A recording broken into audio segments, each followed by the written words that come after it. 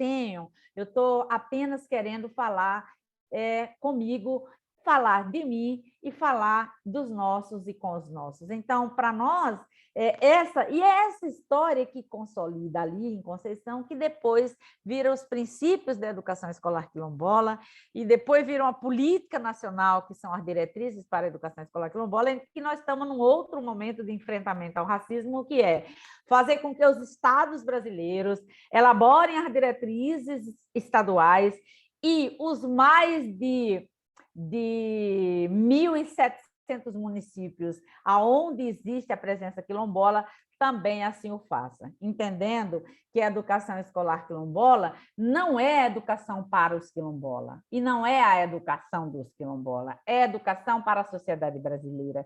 Portanto, todos nós, quilombolas ou não, negros ou não, homens e mulheres, homens na sua mais diversa possibilidade de ser homem, mulher, como diz a Ironque, essa invenção criada pelo capital, nas suas mais diversas formas de ser mulher, entendam que a história do Brasil começa com a invasão de um grupo sobre um território de povos que têm e continuam tendo saber, não ficando assim, escraviza, sequestra povos, outros grupos e traz para cá e nega. E aqui, como eu estou no ambiente da academia, eu vou usar a brincadeira que eu estou tentando, eu só estou falando, Lu, não estou escrevendo nada, tu sabe que eu falo muito.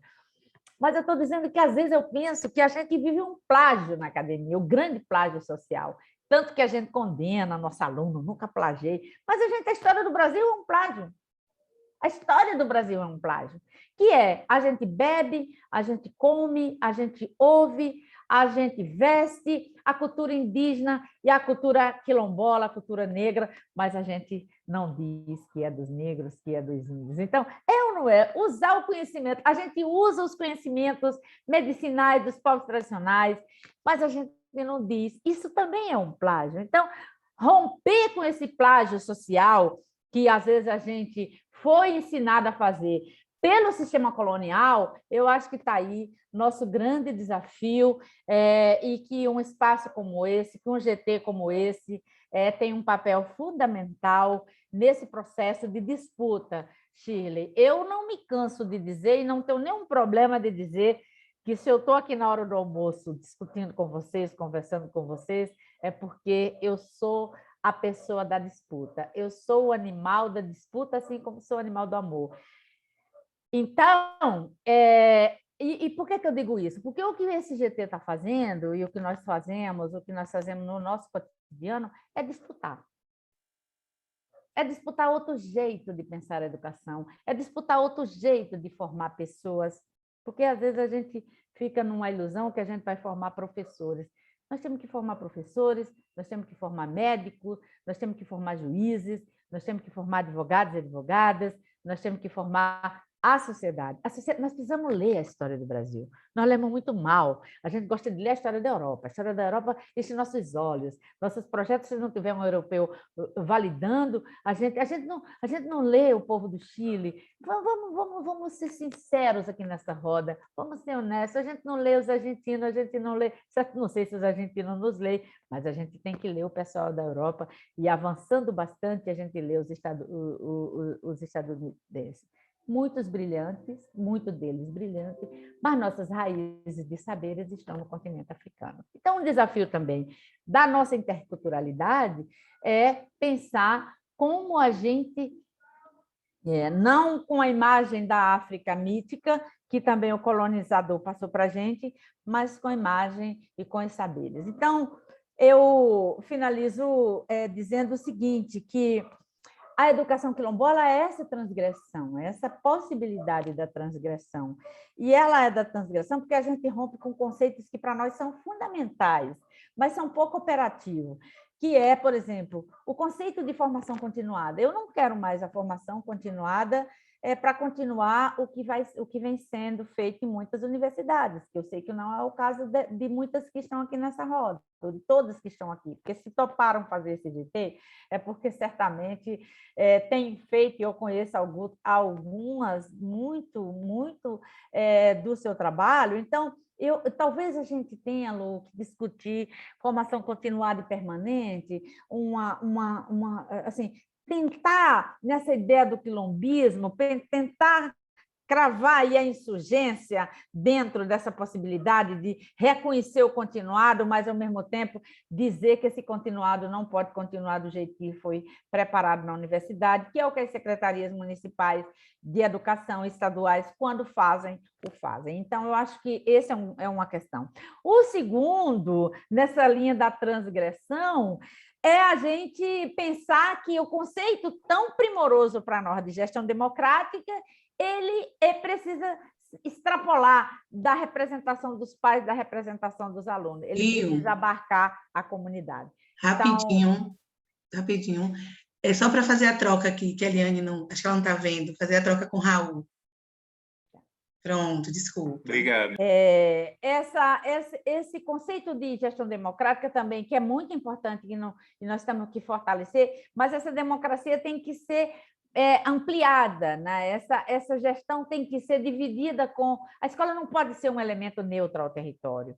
Então, acho que essa é uma questão. Uma outra questão é assim, a gente sair desse lugar de que a gente sabe tudo. A gente não sabe tudo, a gente sabe um pouquinho. E se a gente ouviu, e a gente acha que a gente pode... A Mari está com esse, a gente passar esse vídeo, fotografia da Valdeci, a gente vai ver o quanto eu, ser filha de uma artesã, que foi graças ao fazer o barro, fazer o pote, fazer as panelas, é graças a esse saber que eu estou aqui hoje, professora, pesquisadora, doutoranda, num curso de uma universidade também importante no meu país, tem a ver com esse saber da minha mãe, que foi lidar com o barro. Então, acho que essa também é como é que a gente vai reconhecer esses conhecimentos, como é que a gente vai fazer essa gestão, como é que a gente vai entender que a gente sabe um pouco e que a gente pode saber muito mais se a gente tiver a capacidade de escutar e de fazer uma escuta respeitosa a esses povos e territórios. A Lu orientou uma dissertação de mestrado que eu gosto muito, que é o seguinte: é o território como espaço de construção e de formação de professores. Eu recomendo essa dissertação, que é da professora Vanessa Rocha. É um trabalho muito lindo, porque ela faz uma espécie de... Tipo assim, olha, o que nós não aprendemos na academia, eu fui lá e aprendi no Quilombo, sobre formação de professores, sobre currículo, sobre... É mais ou menos isso que a Vanessinha tá dizendo na sua dissertação de mestrado. Bom, por último, eu penso que na educação, assim como no geral, nós trabalhamos. Primeiro, assim, a gente chegou para dizer assim: classe não resolve nossos problemas, nós temos que incluir gênero e raça. Perfeito. Eu acho isso não dá para a gente abrir mão da classe, mas também muito menos da raça e nem do gênero. Eu estou trazendo para a gente, para as nossas reflexões, um quarto elemento. Eu estou trazendo o território também para a gente fazer essa interseccionalidade com ele. E por quê, Lu? Porque é ele que, para nós quilombola, fundamenta a nossa existência e as nossas lutas políticas. Então, eu quero entender como a classe é um fator... pode ser um fator importante, pode não, é um fator importante para eu entender, porque nós vimos de 2013 até os dias de hoje trabalhadores que muitos deles desempregados fazendo o discurso dos empresários de São Paulo. Isso porque nós perdemos uma batalha na disputa para fazer entender quem nós somos, que trabalhadores e trabalhadoras nós somos. Nas questões de gênero e raça, eu acho que aí seria ensinar a missa a vigárias. Eu não vou, então, aprofundar, mas eu queria finalizar falando dessa questão territorial. Eu acho que, para nós, povos e comunidades tradicionais, o território é, sim, o quarto elemento da intersecção e da interseccionalidade que tanto a gente, às vezes, pronuncia e tem dificuldade de vivenciá-la. Acho que extrapolei meu tempo, Lu e Mari, me desculpem. Se você não disse que tem que falar 10 minutos, eu falo 30, mas eu prometo ficar calada e só ouvir as pessoas agora, a partir de então. Muito obrigada. Imagina, Gi, obrigada a você. Obrigada, Gi. Viu? Que prazer ouvi-la. A gente vai passar para a Bianca, e aí daqui a pouco a gente retoma, viu? Mas a gente passaria aqui a tarde toda te ouvindo. Era isso que eu Eu ia quero dizer. convidar agora a Bianca Barreto, a Bia. Bianca é aquele lugar especial também, né? Como Valdeci, como Gi, que eu conheci aqui. Gi já passa a ser uma querida. E Bia tem um toque especial porque é minha recente ex, como dizer, recente ex atual orientanda de mestrado. Bia terminou, concluiu o mestrado. Quando a gente começou a construir, na verdade, a proposta, ela estava mestranda e agora ela faz esse movimento e defendeu em agosto, dia 25 de agosto, e ela agora é mestra. Então, Bia vai trazer um pouco de uma fala dessa trajetória, desse lugar dela, né, nesse processo enquanto mulher negra, as relações com o conhecimento com outras mulheres negras, e essa construção aí, desse processo, dessa trajetória dela também no mestrado. Então, é bem especial esse convite, esse momento também. Bia, Ouve, estou aqui. você conseguiu Estou me abrir a câmera segurando aí aqui. ou não? Consegui, e aí eu já começo, antes de me apresentar, agradecendo, né, pelo espaço e por existirem pessoas que não desistem diante de tantas dificuldades. Então, que a gente se permita continuar. Eu sou Bianca Barreto, sou filha de Aline, orientanda, eterna orientanda de Mariana, né? Sou uma mulher negra de estatura baixa, como grande parte das nossas brasileiras, cabelo curto, cacheado, pouco abaixo dos ombros. Estou usando um colar com um pingente de búzio, representando força e fortificando mesmo as minhas energias. E uma joia de cabeça, que tem sido muito comentada como sendo diadema. Mas, na verdade, essa joia ela vem mesmo com o olhar das nossas matrizes africanas, no sentido de enaltecer o meu ori. Já que, nesse processo de mestrado e tão recente, eu venho, de fato, compreendendo a minha relação com o meu ori. Eu vou compartilhar com vocês a tela, espero que o Zoom permita, porque aqui... E aí, a gente vai bater esse papo.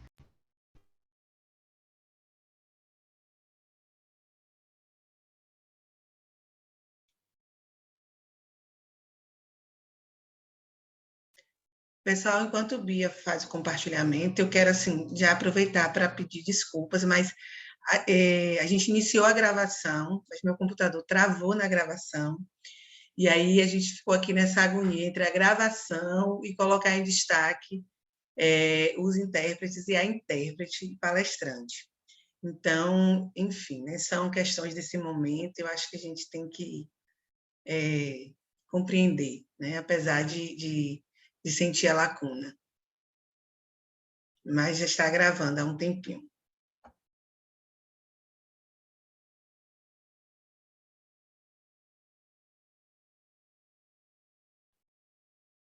Bia, pode continuar. Bia, você nos ouve? O áudio da Bia está desligado, não sei se ela percebeu.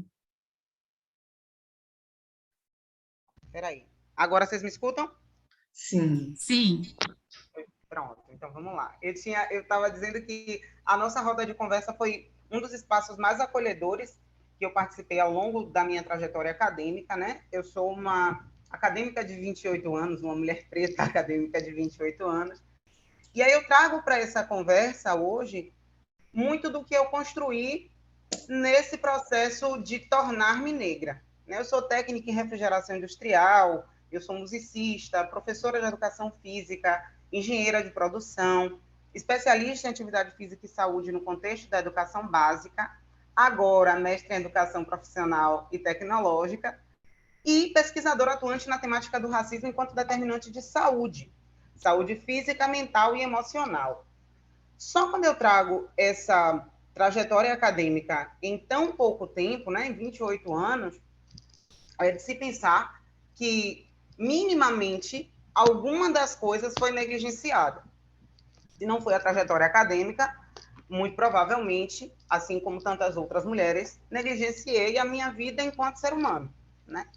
Tornei minha mulher guerreira, que é historicamente romantizada, mas que a gente sabe o quanto pesa.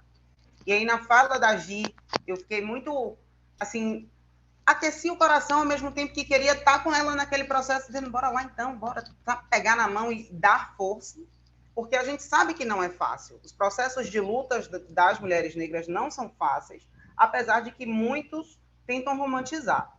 Então, eu sou fruto de um casal que não se reconhece como negro, eu sou filha de uma mãe que não queria uma filha mulher, e a concepção dessa mãe é de que a mulher sofria muito. Então, eu venho desse cenário, né, em 1993, e daí para frente eu tenho que desconstruir ou reconstruir esse clube do Bolinha que estava reorganizado aí na minha família. Então, foi um período de muita correria, né, ao longo desses 28 anos de vida. No ensino médio, que foi cursado no IFBA, eu enfrentei, para além das questões de racismo, também as questões do machismo, que já vinha comigo desde o nascimento, já que não era uma concepção querida, né, benquista na família. E aí, quando cursei o curso de refrigeração, enfrentei, sim, muito do machismo que me dizia o que eu não podia fazer, o que não dava para fazer enquanto técnica, que desautorizava, né, a minha inteligência enquanto mulher negra naquele espaço. No curso de educação física, que aí eu coloco aqui essa linha do tempo para que a gente perceba que foi tudo muito próximo. Enquanto uma coisa não tinha nem acabado, outra já estava em curso. Junto a isso estavam também os ambientes de trabalho e de estágio. Daí para frente, né, da licenciatura em educação física para frente, todas as minhas pesquisas elas foram voltadas para estudar como o racismo determina a saúde no contexto geral. Então, na licenciatura em educação física, eu ainda realizei um estudo preliminar mesmo de documentos da instituição e uma análise de campo para saber do trato com as questões étnico-raciais na UFBA, né, no curso de educação física. No bacharelado em engenharia, eu consegui unir as duas formações, tratando dos equipamentos de musculação e de como a gente poderia torná-los mais acessíveis para a população negra, pensando mesmo a prevenção de doenças e a promoção da saúde. Mais à frente, na especialização, eu estudei o racismo como determinante de saúde de crianças negras, né, no contexto da educação básica. E nessa história toda, era uma coisa acontecendo e outra também, eu já estava trabalhando em São Francisco do Conde, que é a minha terrinha até hoje, né, meu lugar de trabalho. Já um ano em São Francisco, terminando a especialização, eu ingressei no mestrado. Ingressar no mestrado Prof. EPT no IFBA me fazia, querendo ou não, revisitar lugares que talvez eu não quisesse mais. Inclusive as dores, né, que ficaram guardadas lá em 2009, as dores de ouvir, de ser desautorizada perante diversos homens, as dores de saber qual era o meu lugar naquele espaço, porque estavam me dizendo qual era o meu lugar. E eu retorno ao IFBA para cursar o mestrado, mas com uma outra força, com uma outra proposta, né? Não mais uma adolescente como a de 2009, mas uma mulher que sabia exatamente como lutar dentro desse espaço. O que eu não esperava era, para além de tudo que eu já tinha vivido, encontrar ainda o racismo institucional que segue sendo velado, né? Quando eu entrei no mestrado em 2018, a Mariana, que para sempre minha orientadora, ainda não estava no projeto, né? Não participava desse projeto, desse programa. E aí eu encontrei diversas dificuldades para conseguir realizar a pesquisa intitulada Racismo enquanto determinante de saúde da mulher negra na instituição. E encontrei muitas dificuldades no sentido de, primeiro, fazer com que os professores compreendessem a relevância dessa temática. Passado esse primeiro ponto, fazer com que compreendessem também que o que tinha ali como base teórica não dava conta de sustentar esse debate. E, para além disso, encontrar alguém que quisesse me orientar. Então, foi um negócio, assim, realmente complicado, mas até então estava ok. o que dependesse de mim estaria caminhando. Consegui um orientador, um homem branco, né? Um homem branco franciscano, extremamente religioso, para além de religioso, extremamente preconceituoso. Então, todo o olhar desse homem branco orientador para o meu trabalho era um olhar mesmo de desautorização, era um olhar de repressão.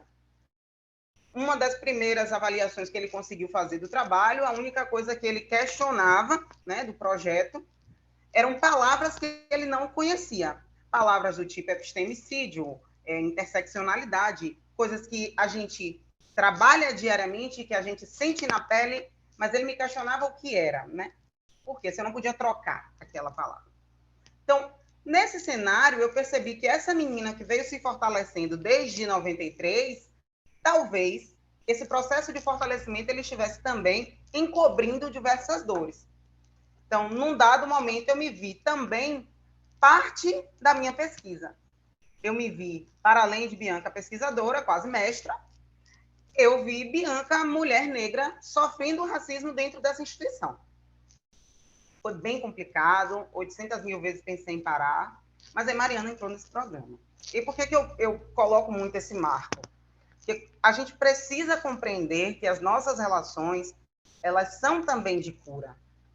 A Gi trouxe na fala dela que, na maioria das vezes, sim, a gente está nos espaços de disputa, mas é uma disputa por uma outra maneira de encarar, de fato, os processos educacionais. E uma outra maneira que a gente precisa mesmo encarar é que esses processos educacionais, eles podem, sim, curar. Eles são, para além de qualquer ciência, eles são relações humanas, interpessoais. A gente precisa se apoiar para caminhar. E Mariana chega nesse cenário, né? Me encontrou aos pedaços, né? Aos cacos, minha orientadora, tadinha. Ela também estava no momento dela, assim, né? De reorganização, e a gente não sabia, mas a gente precisava tocar esse barco. O fato é que, diferente do que a gente vê diariamente, Mariana se coloca para mim como uma pessoa que quer me escutar, ela quer me conhecer. Antes de saber da minha pesquisa, antes de saber da minha trajetória acadêmica, ela quer saber quem é Bia. E Bia não sabia dizer quem era ela. Se Bia foi silenciada ao longo dos 28 anos, como era que ela ia agora se apresentar sem ser a partir da trajetória acadêmica? Eu lembro que eu fiz um mega texto para Mariana, assim, não sei quantas páginas, falando da minha trajetória acadêmica. Mandei toda linda, Mariana, assim, não, mas assim, tá lindo e tal. Não quero saber assim, você mesmo, você. É você. Não estou falando do seu trabalho, não, isso é lindo, Bia. Mas você, olhe para você, me diga aí quem é. E eu não sabia. Foi a parte mais demorada da pesquisa, foi eu conseguir dizer quem era eu nessa história. Né? E aí, depois que eu consegui alcançar esse ponto de me reconhecer, reconhecer também as diversas vezes que silenciei pelos processos e não vou dizer por escolha, mas por falta de escolha, né? Por falta de apoio, conseguimos avançar. Avançamos a ponto de finalizar a pesquisa, né? Com o que seriam 2 produtos educacionais, mas que fechamos em um só, né? Trata-se da produção científica em diálogo mesmo com os conhecimentos de mulheres negras. Se tem uma coisa que, ao longo do meu processo, garantiu o meu silenciamento, por muitas vezes, foi exatamente a falta de referências negras. Então, essa sequência ela vem como uma possibilidade, uma estratégia de enfrentamento ao racismo, mas ela vem também como um carinho no coração. Né? A ideia é mesmo enegrecer a história, né? Mulheres Negras na Memória. Ela vem com essa ideia, enegrecendo a história, Mulheres Negras na Memória. Não é uma sequência didática comum, é uma sequência que conta com o jogo da memória, que é o principal produto, né? Mas esse jogo da memória também, ele não vem como um simples jogo de cartas de imagens iguais, né? E ele não é aplicado aleatoriamente, ele é aplicado após a colocação mesmo da sequência, né? Que temos uma atividade de sensibilização, uma outra que garante a identificação do epistemicídio da cultura negra nos livros e na própria literatura. A gente tem um processo de contação de história que garante, a partir da imagem vista para que as pessoas que estejam sendo colocadas nessa sequência, elas possam contar a história da mulher a partir da imagem, para que a gente possa cruzar depois as histórias contadas com as histórias reais, né? E aí sim a gente experimenta esse jogo da memória. Um jogo da memória que vem com uma carta que tem a imagem da mulher e o nome, e aí uma outra carta que vai trazer o nome e a história. Porque de que me adianta saber que a Aquatune é essa moça da foto, se eu não consigo levar para ela as memórias de fato quem ela é, né? Se eu não consigo compreender quem é essa pessoa. Esse jogo, ele tem 52 cartas. A carta número 52 é Mariana Fernandes, minha orientadora, e que se eu estivesse defendendo amanhã, eu teria mais várias mulheres, hein? Nesse jogo, dona Mariana. A dona Gi estaria comigo, dona Val estaria comigo, muitas de nós, né? Todas nós que estamos aqui estariam nesse jogo também. Mas para que a gente possa reconstruir a ideia de memória. Memória é muito mais do que a capacidade elementar do ser humano, como muitos teóricos vão dizer, né? A memória está relacionada também à questão da representatividade e do reconhecimento. Então, esse jogo ele vem exatamente com essa proposta, contando histórias que saiam da ideia de que a gente tem na mulher a esposa de não sei quemzinho. Não que não ser quemzinho não seja importante, mas essa mulher é muito mais que a esposa, a companheira do homem, né? Então, ele vem na ideia mesmo de dar um outro rumo para os ideais patriarcais que foram construídos. Ele vem com uma ideia de reorganizar a sociedade a partir de uma visão antirracista e emancipatória mesmo, né? Porque se o racismo ele tem estruturado a sociedade brasileira, a gente tem como reorganizar isso aí, vamos estruturar a partir do antirracismo. E aí, pensando mesmo a inclusão, para além da ideia de colocar para dentro, a gente quer que esse jogo, que essa sequência, ela venha em vários formatos para que diversas pessoas possam ter acesso.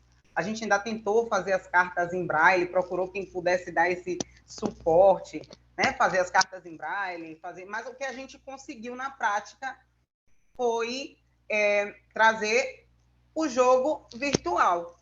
Eu não sei se eu consigo compartilhar, mas eu pedi para a Mari também. Eu vou tentar aqui rapidinho, não sei se vai rolar. Mas a gente tem também esse jogo virtual para que as pessoas consigam acessar. A gente percebeu que com a pandemia,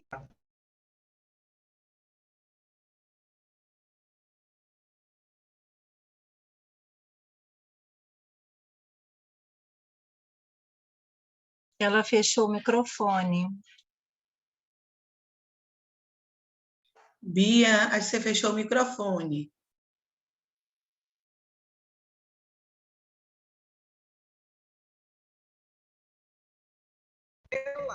ela tem um sonzinho, o jogo tem um sonzinho, né?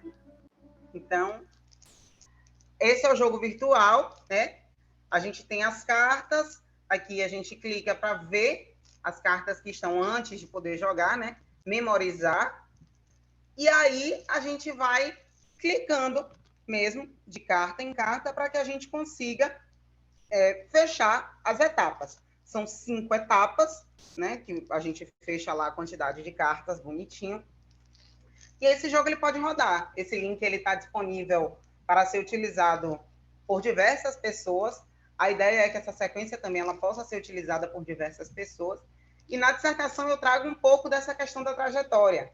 Então, quem pega essa dissertação, ela consegue também conhecer a pesquisadora para além da pesquisa científica, né? A pesquisadora ser humano, mulher negra nessa história, e avançar no sentido de reconstruir, reorganizar as nossas memórias. Olhar para essas mulheres e saber ao certo quem é cada uma delas, né? Quem são cada uma delas. E saber que a representatividade é de suma importância para que a gente deixe para os nossos. Afinal de contas, eu sou porque nós somos, e o que será de nós se não houver outras pessoas para continuar esse processo de luta, né? É isso, meu povo.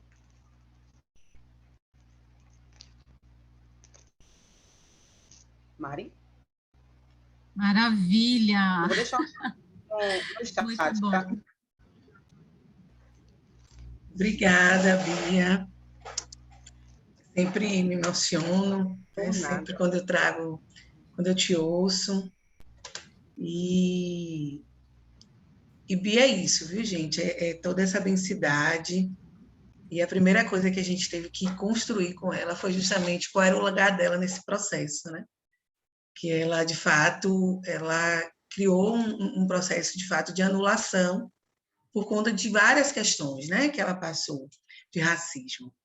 E aí eu acho que agora a gente pode, né, trazer para vocês as convidadas, e aí nós vamos agora mesmo para as conversas, comentários, né, podem abrir microfone, tá?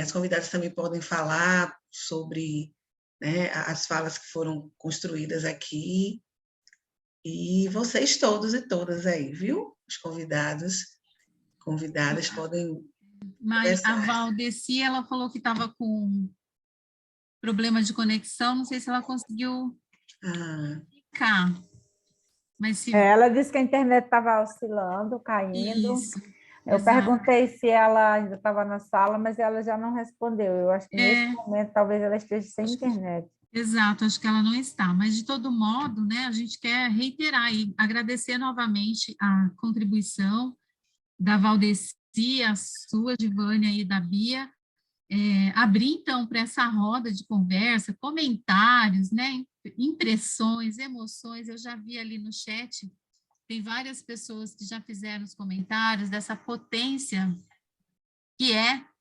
a apresentação dessas mulheres para esse GT e para toda a discussão do OIP, né? Quando a Valdeci traz o chão, né, o território, e a partir do território, e a Bel Hooks, a Patrícia Hill Collins, a Lélia Gonzalez já nos falaram como a experiência produz conhecimento, né? A partir da experiência que ela nos apresenta, há uma dimensão de conhecimento muito intensa colocada ali. Eu já tinha falado para vocês das roupas que ela cria, dos objetos, né, de arte que ela cria, depois até, não sei se a Givânia lembra, mas ela tem um Instagram que vocês podem e devem seguir, né, acompanhar essa produção, e de como esse processo é um processo educativo. E a Givânia traz para a gente essa articulação, né, entre esse conhecimento do território e as lutas que são estruturais, né, na sociedade brasileira, e como a contribuição dos povos quilombolas são importantes para que a gente repense. Ela faz provocações muito importantes para a gente. Nós precisamos fazer novas perguntas na academia, né? Se a gente mantiver a mesma estrutura de perguntas que tradicionalmente já tem sido feita, a gente não vai encontrar as respostas que vão alterar essa estrutura hierarquizadora, racista, sexista, né, usurpadora dos territórios dos povos quilombolas, indígenas. Então, é uma provocação muito interessante. A Givânia, ela é a intelectual que orienta, né, toda a dimensão que as diretrizes curriculares da educação escolar quilombola vai trazer a partir do relatório da professora Nilma, mas é na dissertação de Givânia que está registrada e inspirada essa perspectiva. E a Bia, Bianca, já que só quero te chamar de Bia, Bianca. A Bianca traz também eu acho muito importante também para a gente que quer construir uma nova universidade pensar o custo pessoal para uma mulher jovem negra na produção do conhecimento, né?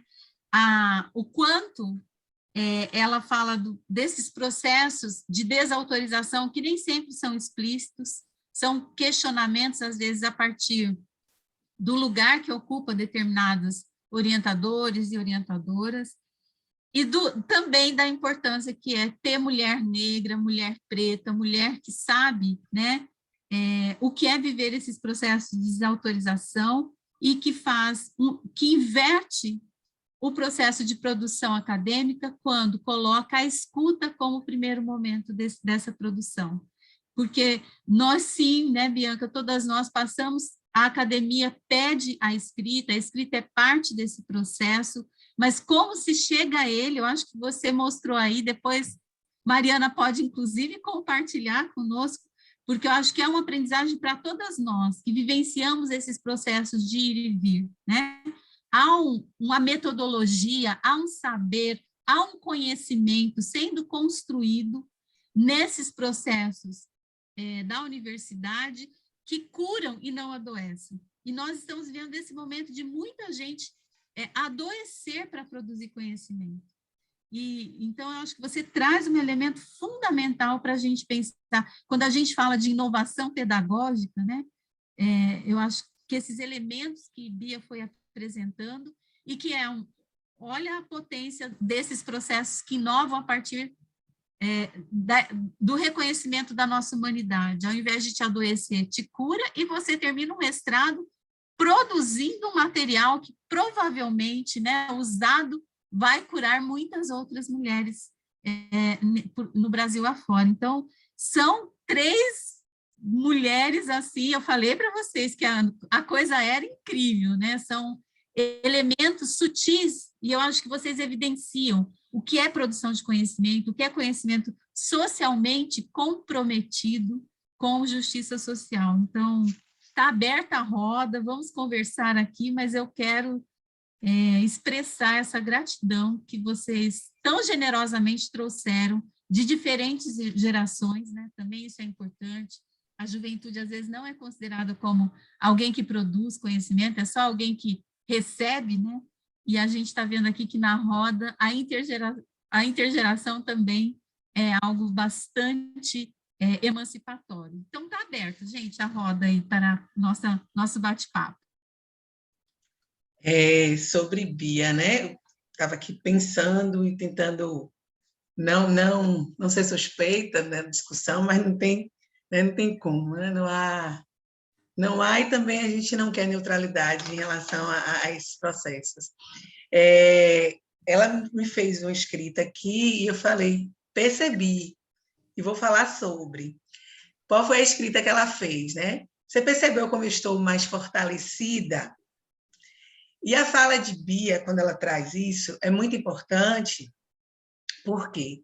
Porque acho que foi Kate que falou aqui. Kate também é minha orientanda, viu, gente? Kate é servidora, pedagoga aqui do Instituto, faz um trabalho maravilhoso no Instituto, conhecidíssima por conta do trabalho que faz, e está também trazendo uma pesquisa importante, né, sobre trajetórias de jovens meninas, né, de jovens mulheres, em relação a essas escolhas profissionais, né, dentro dos institutos. E aí ela traz um debate importante que envolve gênero, né, que envolve feminismos. E aí eu já disse para ela, lá na frente é possível que a gente tenha de movimentar aí o lugar do movimento de mulheres negras, né, que é um caminho aí paralelo aos feminismos, né, que a gente tem construído e demarcado. E aí que a gente falava, mas cadê? Bia tem de estar no jogo. E aí, vejam, né? Nessa construção toda, ela nunca me perguntou sobre, eu também, um dia ela disse, e aí? A gente vai construir isso como? E um dia eu perguntei, eu falei, você não quer participar do jogo? Enfim, ela contou outra história e ela não me respondeu, né? Ela não me respondeu. Quando a gente fechou tudo, o que é que ela fez? Inclusive, eu preciso dizer sobre isso. Ela ficou rondando atrás de uma foto minha, eu dizendo que não vou dar minha foto para você, não, que você vai ficar fazendo homenagem por aí, eu não gosto não, que eu morro de vergonha. O que é que ela fez? Ela me incluiu no jogo, né? Sem que eu soubesse. Ela me incluiu no jogo sem que eu soubesse, saiu por aí tentando atualizar aquela mini bio, e eu assim, né, sem saber, solicitando as coisas, ela demorando, e eu sem entender. E aí, vejam só, né? Mas Bia não entrou no jogo, né? Bia não entrou no jogo porque Bia já construiu um caminho de um processo de fortalecimento importante. Por que ela estava querendo? Eu estou querendo demarcar isso. Porque no primeiro momento, quando Bia falava sobre isso, Bia passaria aqui 1h30 falando. Porque ela não conseguia ter uma organização no sentido mesmo dessa escrita, porque ela não tinha condição para isso, né? Diante de toda a desestrutura que isso trazia para ela. né? Isso aqui é um resumo mesmo de uma história que Bia traz, de racismos institucionais, né? E que a gente, assim, nós mulheres, né, que negras, mas também não negras, que vivenciamos em relações de assédios, né? E quando se trata de mulheres negras, isso é bem demarcado em relação ao racismo institucional. E aí, quando a gente fala sobre isso, o maior cuidado que nós tivemos nessa construção, mas ela precisava falar sobre, porque a temática dela tratava exatamente sobre saúde da mulher negra, né? E essa questão do racismo, ela precisava tratar, porque isso foi um processo de adoecimento muito forte, né, para ela, enquanto mentalmente falando, mas assim é uma escrita de não necessariamente o que se espera, de culpar, né, as pessoas que construíram isso em Bia. Não. É uma escrita exatamente da gente poder ver como essas situações são materializadas, né? São materializadas e são naturalizadas. E aí eu lembrei quando o Lu trouxe aqui, né, de processos de orientação, como é importante a gente tratar sobre isso, porque a gente também corre o risco, né, das reproduções. Até porque nós também vivenciamos situações que foram violentas, né? Então, tratar sobre isso é de extrema importância, né? É um processo, de fato, pedagógico, e quando eu falo pedagógico, é no sentido mesmo dessa construção formativa, né? Então, Bianca, hoje, né, foi muito difícil o processo, foi muito difícil, né, porque eu precisava de uma construção de cura para eu poder, né, estar nesse processo também dessa cura de Bianca. Então, isso é importante. Aí eu lembrei quando Gil falou aqui, né? Olha, nós já transgredimos aqui e minha mais velha falará primeiro. Eu fiquei emocionadíssima, eu falei, é isso, né, Lu? É disso que nós estamos falando, né? É disso que nós estamos falando, e eu fiquei assim pensando, né? Qual é a educação que liberta se ela não transgride, né? Quem é essa educação que tanto Berrux nos traz, se ela não transgredir, se ela não incomodar, não desestruturar o que está posto? E aí eu lembro que outro dia a professora Cassandra, né? Cassandra Muniz, outro dia numa palestra dela, ela dizia, minha gente, a vida não espera a teoria, né? E não espera, né? Não espera quando o Gil traz exatamente esse lugar interseccionado de território. Eu achei perfeito, inclusive já vou citar em outros debates, né, em outros movimentos que a gente fizer, né, que a gente tem mais aí uma interseccionalidade para fazer, né, além de raça, capacidades, idades, né, sexualidades, enfim, tudo que a gente tratou, porque isso é de muito importante, né, do que seria essa teoria se ela, de fato, né, nesse lugar de categorização em relação à prática. Então, que ontem a gente debatia sobre esse lugar das oralidades e das escrituras, né, dessas categorizações que a gente faz. Então, assim, essa fala de Bia é muito de trajetória, né, de pensar isso, e que eu acho que muito do que a gente tem hoje, né, nas instituições, nos espaços em geral, é porque a gente acaba construindo um olhar, e eu já fiz isso em outro momento, até porque a gente vai reproduzindo algumas violências que a gente tem, de achar que isso, né, poderia ser, às vezes a gente acha que é alguma apelação, né, alguma situação que não caberia para debater determinadas temáticas, porque a academia, seja ela, né, e aí eu estou falando academia tanto no espaço da instituição de ensino superior como da educação básica, né, ou até espaços não escolarizados, né, que se constituem nesse lugar de pensar também a escolarização, acaba naturalizando o que é isso mesmo, né? Olhe, se vire, é esse espaço mesmo, né? Agora você tem que lidar com isso e acabou, né? Então, o que é que a gente tem? A gente tem as pessoas, o processo de adoecimento pontual, né? E aí, quando o Gil fala, né, sobre a questão da pandemia em relação às perguntas pontuais que são bem coloniais, né? O impacto da pandemia em relação, né, à população que convive, inclusive, né, na perspectiva do quilombismo mesmo que ela trouxe. Minha gente, essas lutas, essas dores, essas desigualdades já são sentidas há muito tempo, né? Inclusive, a luta é por conta disso, né? Mas são os nossos processos, né? E aí onde eu penso que o debate da pós-colonialidade, né, que a gente conversava sobre, precisa partir dessas reflexões, né? O que é que a gente naturalizou o tempo inteiro, né? E a gente está colocando como se fosse algo que é inovar ou só para constar, né? E não para além de lei. Val voltou, viu? Voltou? Maravilha. E o que é que, de fato, a gente, no dia a dia, independente de nossas identidades, né, a gente tem feito e tem pensado para que a gente desestruture esses espaços. E quando eu falo de desestruturar esses espaços, da gente, inclusive, desestruturar pensando também, né, nesse lugar das emoções. A gente vai ter Maturana, esse pensar de Maturana mais tarde, Maturana, e aí eu acho que é muito isso, né? Essa constituição de identidades, dessas histórias e trajetórias que a gente precisa aí, e as convidadas trouxe hoje para a gente, né? Trouxe esse lugar de repensar a partir dessas materializações que foram postas aqui.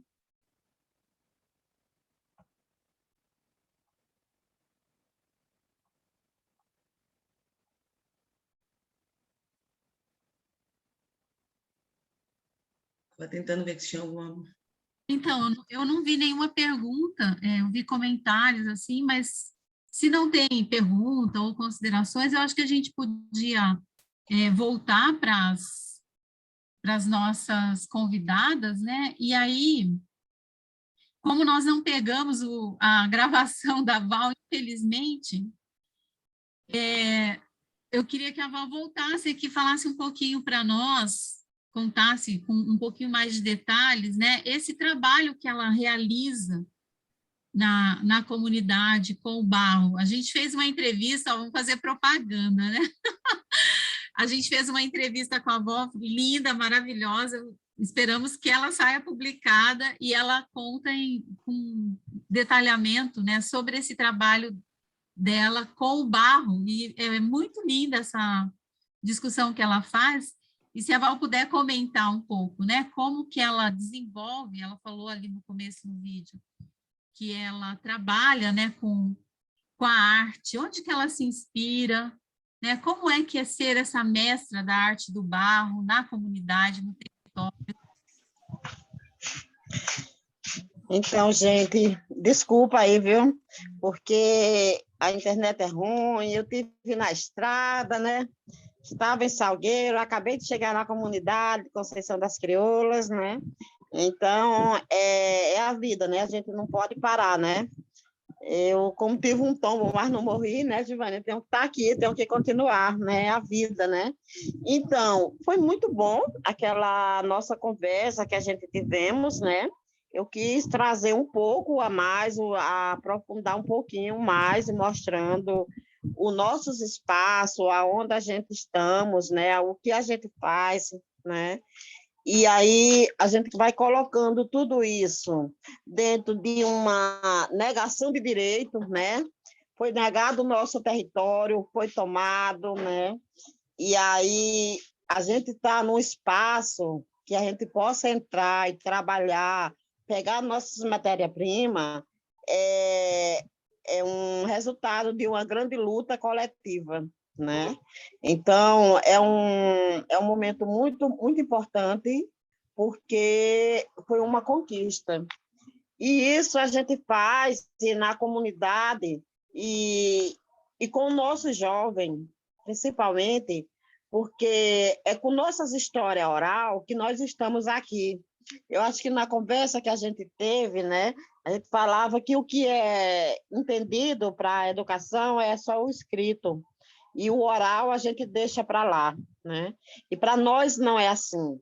As pessoas que contaram toda a história, toda a vivência da nossa comunidade, para nós é um grande livro, é uma grande escrita, né? É um grande relato que a gente tem e tem que ser respeitado, né? Tem que ser respeitado porque senão é mais uma violência dentro do nosso povo, né? Primeiro ele foi negado o direito de ler, de escrever, de escrever a sua história, né? E hoje é negado o direito de levar em conta essas histórias oral, né? Então, é importante que a gente veja isso, que a gente reflita isso, que a gente dê importância a essas histórias, e no momento que a gente está em um barreiro, tirando barro para trabalhar nossas peças, ali tem um grande professor, ali tem uma grande história, né? Que temos que ser respeitada, como a gente estava no momento comigo, com tia Dina, que estava contando toda a experiência do barro, toda a vivência que ela viveu para conhecer, para saber, né? Não dá para chegar em qualquer espaço e arrancar o barro e saber que é barro. Tem que ter esse conhecimento, e aí não é um conhecimento que ela foi lá debater na universidade, é um conhecimento que ela tem de vivência, né? Então, temos que respeitar essa educadora muito importante para o nosso meio, para onde a gente vive, e isso ser respeitado. E essa educação a gente faz junto com tia Dina, que é uma pessoa mais velha, e faz junto com o nosso jovem, né? Para quando, no momento que não tiver, ele saber, a gente tira o barro aqui e sabemos quem é barro e quem é terra, que aí tem as diferenças, né? Não é qualquer terra que a gente vai pegar e achar que é barro, né? Não é em qualquer canto que é o barro e precisa saber, mesmo sendo barro, ainda precisa saber qual é o barro que dá para ser trabalhado. Mesmo sabendo qual é o barro bom para ser trabalhado, eu ainda tenho que ter o conhecimento, qual é o tempo que eu posso fazer isso. Eu não posso arrancar o barro qualquer tempo, um dia que eu quero, do jeito que eu quero, não. Eu tenho que esperar o momento certo, né? O momento do conhecimento do nosso povo, que agora sim, agora os astros estão dizendo que podemos. Agora a Lua disse que a gente pode tirar o barro. Agora a Lua está boa, né? Agora a Lua está fraca, não dá para tirar e nós vamos ter prejuízo com isso. Então, esses conhecimentos, nem muitas vezes a gente consegue nas universidades, né? E aí, não é porque a universidade não seja importante para nós, queremos estar dentro das universidades, sim, mas queremos estar fazendo essa troca, esses nossos conhecimentos, esses nossos relatos, porque assim nós podemos ter uma sociedade mais perto da nossa igualdade, de ser igual, chegar o mais perto que possível, né? Porque para nós, mulher negra, quilombola, no sertão central, no lugar de seca, nós somos muito fortes e resistentes, né? Para a gente estar aqui contando a nossa história, e aí as nossas plantas, o nosso meio ambiente, ele conta isso para a gente, né? O nosso caruá traz isso para a gente muito forte, né? Como ele está lá na caatinga, você diz assim, ele agora morreu, deixa dar uma chuvinha para na próxima semana ele estar aqui vivo, forte, né? E dando nossas palhas, dando nossos frutos para a gente continuar o nosso trabalho, a nossa história, o nosso artesanato, né? E aí a gente vivencia isso com o barro, a gente vivencia isso nos trabalhos do caruá, a gente vivencia isso na história da nossa comunidade, onde tem um relato muito importante com a história do algodão, né? Então, são histórias que a gente tem um registro de 1802, mas, com certeza, esse povo já estava nessa comunidade muito há mais tempo, né? E nós pegamos isso para que isso vá muito a mais tempo, vá muito tempo adiante, sendo visto, sendo respeitado, sendo vivenciado, né? No momento que eu não puder mais estar aqui falando, outras pessoas vão estar. A minha neta, hoje de 6 anos, ela vai estar falando por que a importância do caruá, né? E aí ela ainda não foi para a faculdade, mas ela já está aprendendo isso, né? E o trabalho de valorização, que a gente trabalha com nossas mulheres, né? Em todos os nossos trabalhos do artesanato. São trabalhos manual, são trabalhos que em todas as peças está levando a nossa digital, e são um trabalho que também está trabalhando com a nossa mente, né? Eu não vou fazer uma peça só porque eu vou ganhar dinheiro, né? Eu vou fazer uma peça porque eu estou vivendo esse momento, eu tenho que ter muito cuidado para o ponto estar certo, então eu tenho que concentrar aqui. Se eu tiver com a cabeça desocupada, pensando outra coisa, não esteja nessa produção, a minha cabeça vai ficar muito mais preocupada. E nessa pandemia, a gente teve todo esse motivo para a gente viver diretamente dentro de casa, fique em casa, fique em casa, né? E o nosso trabalho é muito de sair, da gente viajar, da gente receber pessoas, né? E isso para a gente foi tudo negado, a gente teve que parar nesse tempo, né? Então, a pandemia, de qualquer forma, ela já prejudicou todos nós, seja quem for, ela não vê escolhendo quem é. Mas como nós já estamos em desvantagem, com muitos direitos negados, com certeza nós fomos muito mais abaladas com isso, né? E aí a gente volta, nós estamos voltando. Eu estou chegando de uma conferência, de um encontro com gestoras de mulheres do estado de Pernambuco, com todas as representantes, né? Onde a gente estava com o nosso produto, com a nossa saia, com nossos doces, geleias de umbu, né? O umbu foi no começo do ano, mas a gente tem umbu, a gente tem polpa, a gente tem isso durante o ano, né? Então, é o momento que a gente está começando a sair para estar também levando o nosso produto, para estar levando também a nossa história e para estar trazendo melhoria para os que ficam, para os que não saíram ainda da comunidade, para estar ainda atrás dos nossos direitos. Então, é um trabalho que a gente faz com muito carinho, é o trabalho com o artesanato. E ele não é um trabalho só porque ele é educação, é a luta pelo território. Para nós ter o nosso território, nós tivemos que fazer muitos trabalhos, né? Contar muita história do nosso produto, da nossa história. Não é à toa que hoje nós temos 11 mulheres homenageadas, que fazemos as bonequinhas de Caruá, porque isso é para continuar dando legalidade a essa história que essas mulheres fizeram e que faz na comunidade, né? Então, são momentos de vitória, né? De conquista, quando a gente consegue alguma coisa. Tudo que a gente conseguiu hoje foi com grande esforço, foi com grande luta, né? E isso para nós é valioso, e a gente não pode dizer que agora resolvemos tudo e vamos parar, né? A luta continua, porque quando a gente consegue uma coisa, a gente sabe que a gente tem muito mais de que ir atrás e conseguir mais. E a gente quer isso para a nossa comunidade quilombola de Conceição das Crioulas, mas a gente quer isso também para tantas outras comunidades quilombola ou outras, ou não indígenas, ou não quilombola, mais pessoas também que foram tiradas os direitos de você viver dignamente bem, né? Então, a educação, para nós, ela não se resume em matemática e português, ela se resume em muita coisa, né? Ela tem muito jeito de se dar na nossa história, de se dar na nossa comunidade, com os nossos conhecimentos, com as nossas rezadeiras, né? Com as pessoas que estão benzendo, com as pessoas que estão fazendo chá, né? Que estão cuidando das plantas medicinais, né?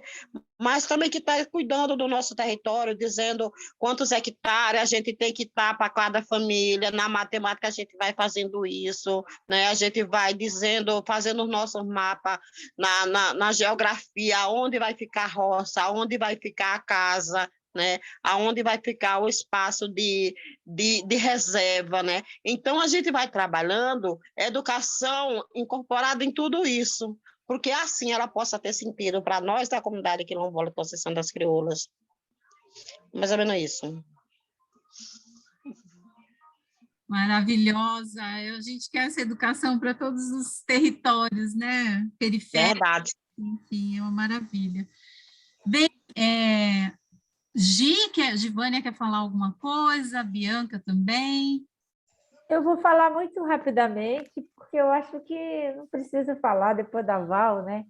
Pode dizer o quanto a Val me inspira, né? E o quanto eu aprendo todo dia com Val.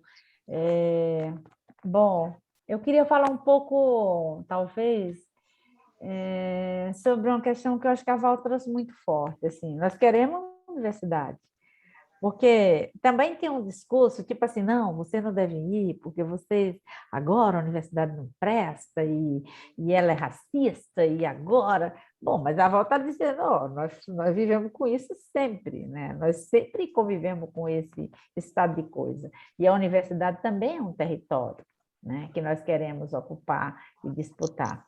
Então, acho que essa é uma questão importante. E dentro disso, pensar um pouco como a gente pode, sem romantizar, promover esse encontro entre a comunidade quilombola, e aí eu não vou nem falar das outras comunidades, né, Val, porque no chão que nós falamos é do quilombo, né, com a universidade. Eu coloquei 2 links aí no chat, são 2 livros de uma experiência, de um encontro com a universidade e a comunidade, onde a gente não anula o que a universidade faz, mas a gente convida as universidades a nos escutar, a nos escutarem, a fazerem o papel do estudante, né? Então, acho que isso é uma coisa importante. Aí tem um registro, o livro nós lançamos, tem esse que tem uma foto na capa, ele é o mais recente, a foto da mulher na capa, uma janela assim bonita, ele é o mais recente, é o do último, nós deveríamos estar termos realizado agora em julho, o 3º, não realizamos em função da pandemia, porque achamos que virtualmente ainda não cabe esse encontro, porque ele é um encontro com as artes, com as lutas, os saberes e os sabores. Então, eu quero ter o prazer um dia de Lu, essa mulher que está no Paraná, mas é uma sul-mato-grossense, poder ir lá e também apresentar os saberes sul-mato-grossense, assim como comer dos sabores nordestinos. Então, e penso que a gente pode fazer isso sem romantizar, né? Porque essa também é uma questão importante, né? Bom, Bianca nos ensina muito nessa sua fala, porque ela está, em resumo, sem querer interpretar o que a Bianca está dizendo, porque a fala é da Bianca, mas ela está dizendo o seguinte: olha, a gente pode aprender a linguagem colonial, sim. Bianca, eu tenho dito a todos os meus alunos o seguinte: e todos os quilombolas onde eu encontro, vamos aprender sim a linguagem colonial. Se a universidade ainda é esse espaço colonial, e nós queremos estar nele, como disse aqui Valdeci, como a nossa luta se apresenta, mas nós temos que entender essa linguagem colonial para lutar, utilizá-la contra as colonialidades do ter, do saber, do ser e do poder. E sem a gente conhecer essa linguagem colonial, Bianca, fica difícil da gente entrar no jogo, porque eles nunca vão chamar a gente para jogar. A gente vai estar sempre... Então, nós temos que formar nosso jogo, né? E esse jogo pode ter uma regra parecida com o jogo colonial, mas no nosso jogo, nós somos vencedores, sempre, e já somos sempre. Porque, apesar de tudo, e do Estado brasileiro, os quilombos hoje são cerca de 6.500 quilombos em todo o Brasil. Nós estamos em mais de 1.700 municípios. Nós não sabemos quantos somos, Bianca, porque nunca houve um censo, porque essa também é uma parte da necropolítica. Então, eu acho que é uma questão importante. Bom, e o que Val trouxe aqui é ciência. Essa aqui é a grande confusão. Quando eu falo isso, Shirley, o povo aquele cético, quase vem para cima de mim. Não, vocês indígenas quilombola, vocês são muito lindos, vocês não fazem ciência, que a ciência é ruim. Mas ninguém quer deixar de fazer ciência. É ruim, mas ninguém quer largar o osso. O que eu estou falando é que nós fazemos ciência, mas é uma ciência comprometida com a vida. Eu acho que Val descreveu aí como é que essa ciência da natureza, como é que a ciência da matemática, como é que a ciência da arte, como é que a ciência da política, né, e da geografia, ela trouxe pelo menos as disciplinas básicas da educação básica, ela trouxe aqui em menos de 10 minutos. Então, isso ela não aprendeu na academia, mas ela aprendeu na academia, mas aprendeu na vida. Então, eu acho que nós também precisamos assim, pensar sobre isso, refletir sobre isso. Bom, temos questões profundas ainda entre nós da academia e as populações, que são as questões metodológicas. Às vezes, nosso discurso já é um discurso progressista, já é um discurso decolonial, ou anticolonial, ou contracolonial, como a gente queira dizer, mas a nossa metodologia nos afunda, nos empurra para o abismo, né? A Val falou da escrita, de escrever, e eu, Lu, estou tentando, não sei o que é que vai sair, não. Depois vocês vão ler, e até eu quero voltar aqui para vocês fazerem a crítica a isso. Eu propus como metodologia de encontro, de conversa com as mulheres, uma troca de cartas. Então, eu estou escrevendo o capítulo da Carta das Mulheres. E é muito interessante. E por que eu escolhi a carta como instrumento? Porque até 1995, e um pouco mais, aí, uns 2 anos, a gente tinha as pessoas na comunidade que sabiam escrever uma carta. Eu fui chamada muitas vezes para escrever carta, porque as outras pessoas não sabiam escrever a carta. Então, hoje, a gente poder escrever as cartas, achei muito legal trocar carta com as mulheres. E vieram coisas muito lindas, assim, dentro dessas cartas. Então, eu acho que a gente não precisa, não estou dizendo que isso é melhor, não. Nada disso. Eu estou dizendo que a gente não precisa ficar agarrado na pesquisa, na pergunta estruturada, semi-estruturada, agarrada naquilo. A gente pode também transgredir na nossa forma de conversar com os sujeitos e com os campos da nossa pesquisa. Por fim, dizer que a Val é uma das 11 bonecas, gente. A Lu, eu acho que eu te devo as bonecas, né, Lu? Estou te devendo ainda, né, Lu? Estou te devendo ou paguei, Lu? Estou te devendo. Val, manda fazer as bonecas por tudo, que eu preciso pagar a dívida dessa moça. Ela coleciona boneca, só está faltando a nossa. E eu estou aqui me fazendo culpado, rendendo, confessando minha culpa de eu não ter providenciado a boneca. Façam uma coleção. Vai receber, Lu. Façam uma coleção de boneca para a Lu, e agora sim, com a ajuda de Val, eu vou pagar esse débito. Bom, por fim, eu queria falar... Sim, aí as pessoas me perguntam, mas por que você não é uma boneca? Eu não sou boneca, Chile, na comunidade. Porque para ser uma boneca tem um estágio mais avançado. Eu ainda não cheguei nesse estágio de ser uma boneca.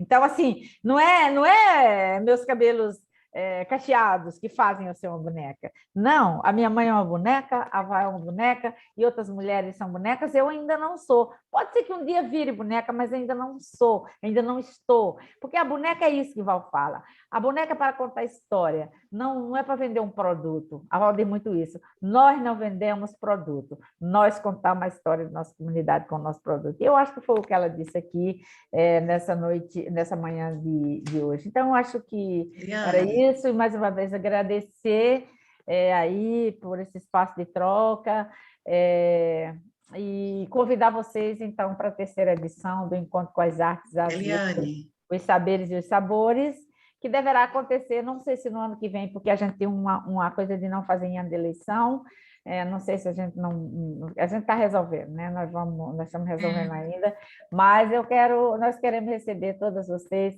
para, então, experimentarem de perto. Vai ser uma delícia. Vai ser... É uma semana. Bote logo no calendário. É uma semana. Não vamos marcar.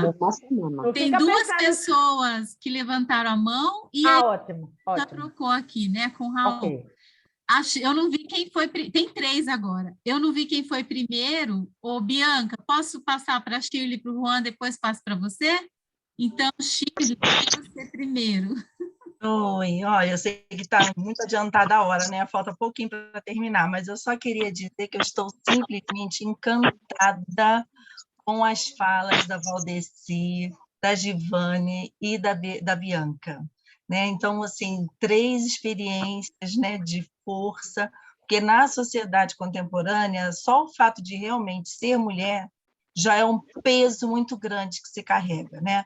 Nas lutas na família, no trabalho, dentro da academia, em qualquer espaço, na verdade, né? É sempre uma luta. Então, realmente, a gente vê, percebe, né? E o fato de ser mulher negra, esse peso, essa carga é ainda maior, né? Então, são muitos desafios, né? Muitos enfrentamentos. Então, as falas foram incríveis, cheias de sensibilidade, então, nos inspiram muito. Eu só gostaria de elencar, ontem à noite, eu quase, assim, fiquei o dia inteiro tomada pelas minhas obrigações aqui de estudante, mas um pouquinho que eu fui para a sala à noite, olhando assim a televisão, os comerciais, eu até comentei com meu esposo, eu falei, nossa, até que, enfim, agora, 2021, final do ano, a gente consegue perceber alguns comerciais, algumas propagandas, e que há um equilíbrio, né, que a gente nota essa questão étnica, né? Então, você já consegue ver vários comerciais em que há um equilíbrio perfeito. Eu falei, nossa, isso não poderia ter ocorrido antes. Então, assim, mas... De qualquer forma, todo ganho, né, ele deve ser abraçado, que venha para fortalecer e que se lute mais por isso. Também na política, eu vi que estão querendo, para as outras próximas eleições, não sei se ano que vem as outras, que haja já assim, um percentual de 30% de... Não, se o partido eleger 30%, né, de seus políticos sendo mulheres e sendo negros, ou seja, certamente eles vão até fazer por onde juntar as duas coisas, né, mulher negra, aí eles vão ganhar mais dinheiro naquelas verbas que o partido ganha. Então, eles perceberam que eles falseavam isso, né? Camuflavam, entende? Botava a pessoa para ser candidato, mas não dava a mínima, um candidato laranja. Então, nisso, menosprezava o papel da mulher. Mais ainda, né? Entendeu? Escamoteando essa situação. Então, essa nova regra, na nossa política, a gente sabe que a gente apanha, né? A gente mais apanha do que outros, né? Mas, assim, eu também acredito que isso possa contribuir na sociedade, né? Na luta por uma sociedade mais justa, mais igualitária, né? E eu fico muito feliz. E as falas de vocês realmente encantaram, que só queria dar os parabéns e agradecer o material que foi disponibilizado, e também dizer que eu nunca vi uma apresentação assim, de um encontro onde tivesse mediadoras que contribuíssem tanto, porque tanto a Lucimar quanto a Mariana, nós, quando abrem a boca também, a gente fica ali, ó, ficaria o dia inteiro ouvindo as duas e as três candidatas, as três convidadas, claro. Tá? Eu só queria parabenizar. Eu tinha uma perguntinha em termos de políticas públicas, mas eu acho que nem precisa, tá? Um grande beijo no coração de todas vocês. Obrigada, Shirley. Juan? Olha só, é o seguinte, eu tenho uma curiosidade que é a partir da nossa experiência, na verdade, é uma pergunta, na verdade, de qual é a sua opinião a respeito do que eu vou contar agora. Acontece que nós, aqui no Chile, somos o extremo oposto do Brasil, porque nós sempre fomos um país muito homogêneo racialmente, tá? Em que a gente não tinha população, por exemplo, a população afrodescendente. E agora, pela migração nos últimos 20 anos, a gente tem dois fluxos de países diferentes que também têm outras complexidades que têm que ver com a língua. A gente tem uma migração muito importante no norte do país de população afrocolombiana que eles procedem majoritariamente. Tem muito colombiano, sim, mas especificamente os afrocolombianos, que são do Pacífico colombiano, que onde concentra a maior população afro na Colômbia. Que eles se têm localizado especialmente no norte do país. De fato, tem uma cidade no qual o 20% da população hoje é afrocolombiana. A outra corrente muito forte de população afro é dos haitianos. E ali também apresenta outro problema, que é essa da língua, porque eles não falam espanhol, eles falam creole, que é uma língua, um dialecto do francês. Então, também a gente tem essa barreira. Então, um pouco eu queria ver qual é a sua opinião, porque a gente, na verdade, está experimentando isso hoje na escola. Quando a gente fala de inclusão, a gente às vezes cai na armadilha de acreditar que a inclusão só é as necessidades educativas especiais. E, na verdade, não. Também a inclusão, como a gente, e nossa preocupação hoje, como a gente tem que lidar também com muito migrante, porque tem muito migrante de toda a América Latina, mas também com que a gente, como professor também, a gente até na universidade, a gente não sabe como formar nossos professores para lidar com população migrante, e além disso, que fala outra língua, e que também é afro. Então, e para não cair muitas vezes em erros, em preconceitos, porque também às vezes tem uns... Por exemplo, eu tenho tesistas de doutorado, por exemplo, me lembro de uma professora que quando ela fez entrevista e falava assim, quando ela trabalhou no negócio da migração, e quando ela perguntava às professoras, aos professores de ensino básico, então, para assinalar, por exemplo, uma menina afro-haitiana, a professora da escola falava, eu tenho a menina preta. E era como era a boneca, porque era um negócio assim muito curioso para nós, porque a gente não tinha. Então fica essa coisa assim sobreprotetora, às vezes paternalista também. Então, o que você acha disso? O que a gente faz, porque a gente está vivendo um negócio novo também no nosso sistema educacional. É isso. Quer comentar, Givânia, Mariana? Eu posso rapidamente, Juan. Realmente você tem razão. Nós somos bastante numerosos aqui no Brasil. Hoje, os classificados pretos e pardos, nós somos 56% da população brasileira. Só os quilombos somos estimados pelo IBGE 5.800, mas a Coordenação Nacional dos Quilombos, da qual faço parte, estima que esse número passe de 6.000. Eu acho que a gente nunca vai ter uma receita, mas se eu puder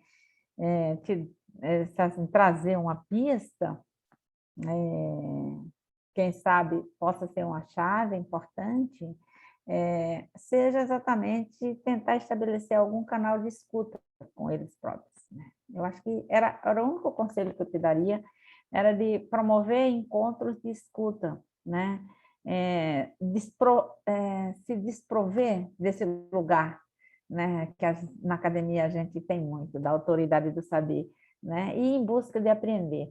Talvez aí, com isso, encontre com eles e não para eles.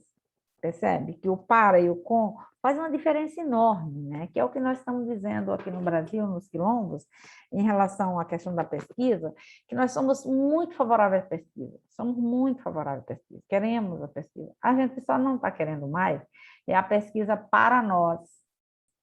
Nós estamos querendo a pesquisa conosco, em que essa pesquisa seja definida a partir dos interesses territoriais. Por isso que eu trago o território como uma possibilidade, como uma intersecção. E aqui eu queria não deixar de falar de que quando eu falo no território, eu não estou falando apenas do ponto de vista geográfico, eu estou falando do território corpo, território cabelo, território palmeira, território água, território flores, território, enfim, território na sua multiplicidade de possibilidades. Então, Juan, eu daria esse conselho. Então, criar uma possibilidade de conversar com eles e com eles construir. Eu acho que o nosso currículo deu tão certo não, porque tão certo é demais, assim, mas trouxe avanço significativo, inspirou, inclusive, uma lei nacional, porque nós não pensamos, os iluminados professores, e eram poucos, eu era uma das poucas, então, não, nós trouxemos as lideranças mais velhas, escutamos as benzedeiras, escutamos as parteiras, escutamos a juventude queria jogar bola, e aí chegou uma hora que a gente não sabia o que fazer, que essa juventude só queria jogar bola. Então, nós também, mais velhos e professores, se encarregamos de ir para o esporte, não jogar, mas cuidar do esporte com eles.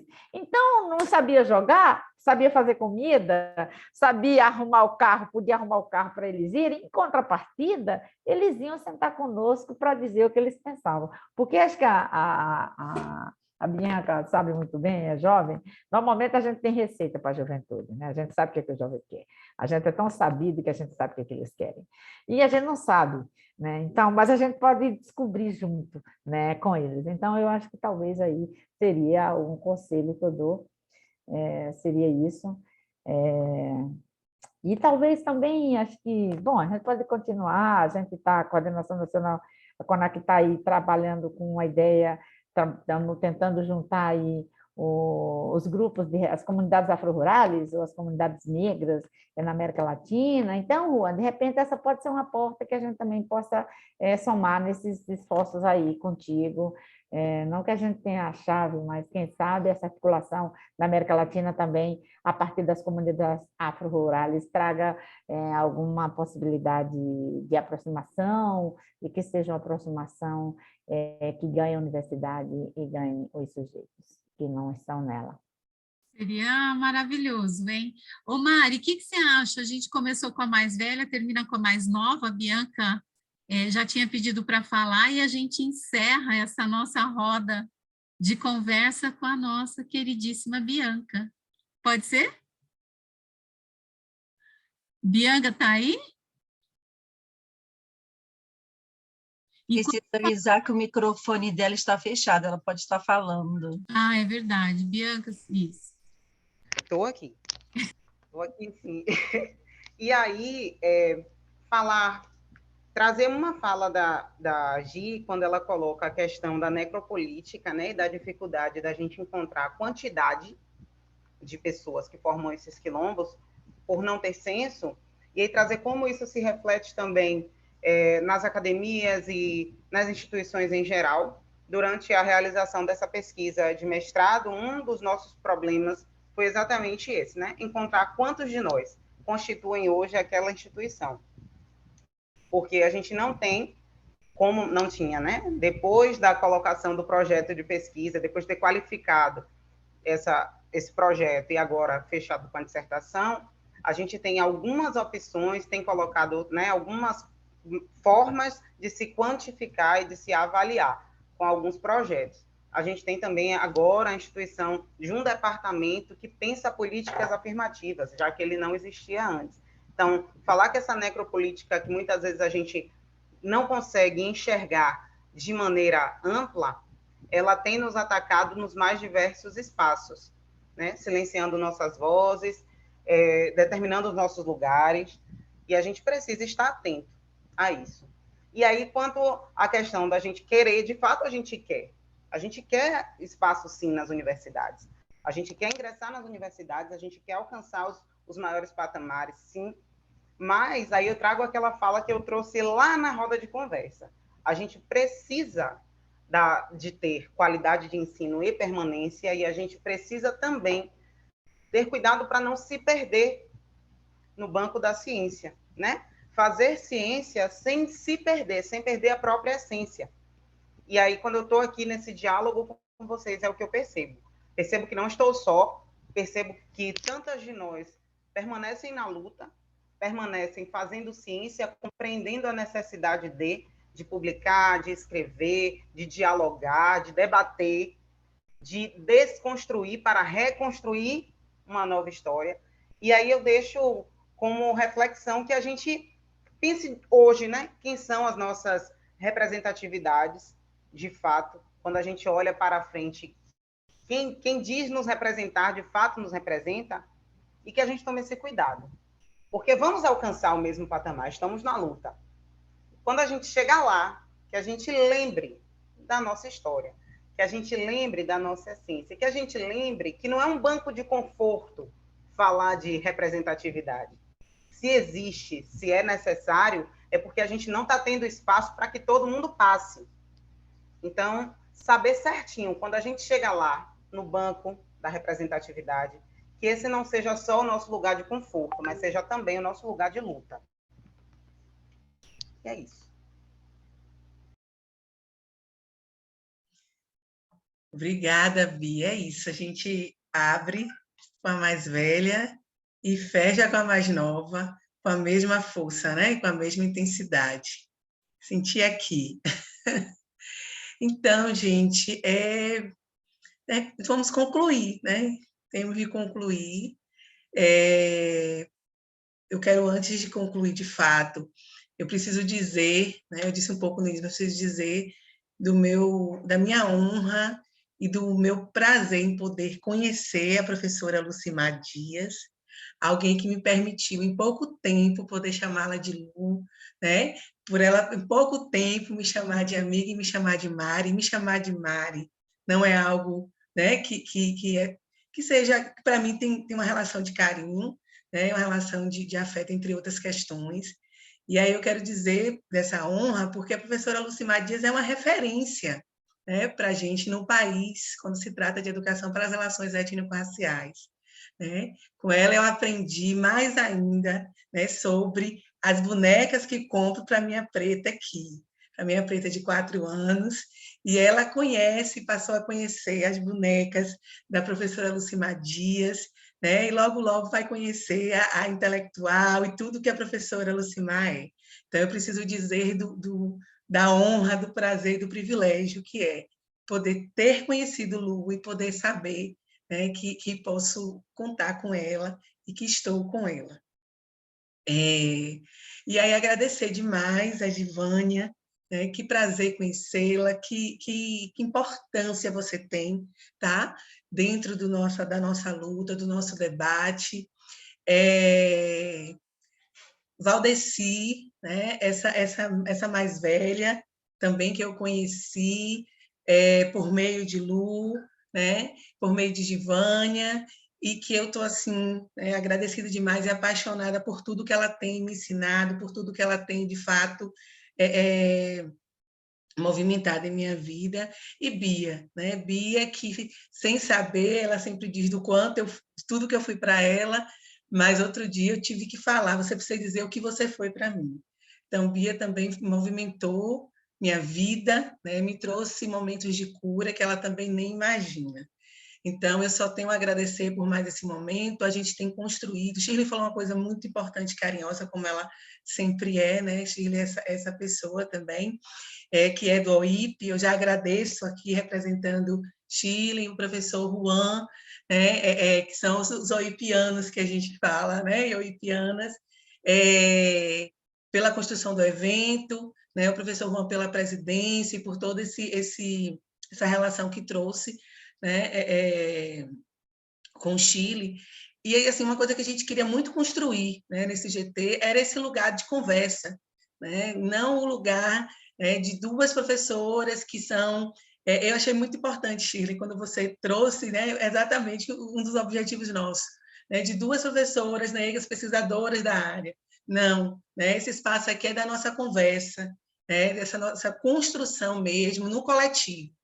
Cada um trazendo suas relações, suas vivências, seus equívocos, né? Eu diria assim, né? Mas também as nossas possibilidades e vontade de dialogar e poder construir, né? Uma outra referência de ser, viver e de estar no mundo. Então, quero agradecer muito aos dois intérpretes, Raul, Jonatas, a intérprete Eliane Barreto, dizer do agradecimento da gente por conta da generosidade de vocês, e da disponibilidade no horário também de almoço, de poderem voluntariamente estarem aqui, em especial as convidadas, que a gente sabe que culturalmente esse horário é complicado, mas eu sei o quanto vocês tiveram que se mobilizar para estarem aqui. Os outros, eu chamo também de convidados, no sentido mesmo de inscritos que estão aqui, porque é um convite que a gente faz, né, com esse GT. Então, todas as outras pessoas que estão aqui, que se inscreveram, que estão conosco até agora, né, que as pessoas que se inscreveram, que não puderam, de fato, participar por vários motivos, possam depois assistir, né, assincronamente, que a gente vai colocar lá na página do OIP no YouTube. Então, assim, agradecer demais por esse momento, tá? E que a gente possa aqui, mais uma vez, construir outras redes para continuarmos nesse caminho e nessa luta, que a gente não pode ter o privilégio da escolha, não. É de todos nós, todos, todas, todos, e tudo que a gente se identifica. Então, essa é uma luta coletiva, tá? Com demarcações, sim, mas é uma responsabilidade de todos nós. Então, agradecer, e aqui eu finalizo, e deixo um abraço, e o sentimento de cuidados para vocês. Mari, só pedindo para quem puder abrir a câmera. Gente, não dá, tem que bater palmas, porque está muito lindo. Quem puder abrir a câmera para tirar a foto do OIP. Eu não tenho como. A Mari tira. Você tira, Mari, o print? Vou fazer o print.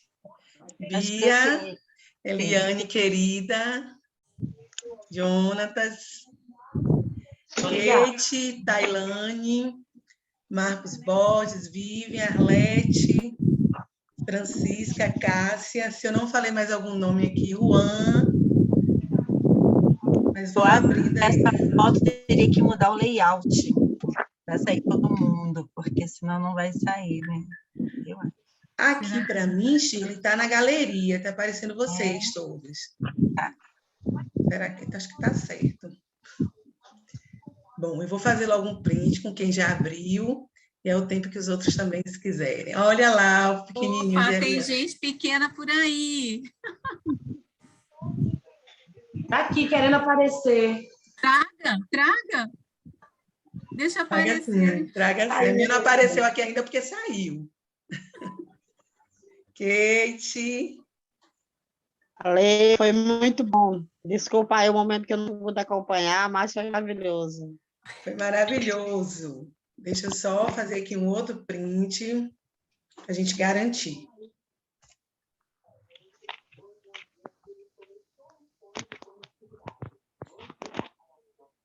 Ó, alguém, teve mais gente aqui abrindo a câmera, que bom. Tá bom, gente? Tchau, gente. Pronto, Beijo. ó. Vamos almoçar agora. Vamos. Tchau, tchau. Vamos almoçar, isso mesmo. Tchau. Prazer, viu? Prazer, gente. Que maravilha. Vem, tá aqui, ó. Olha lá, você queria ver? Tchau.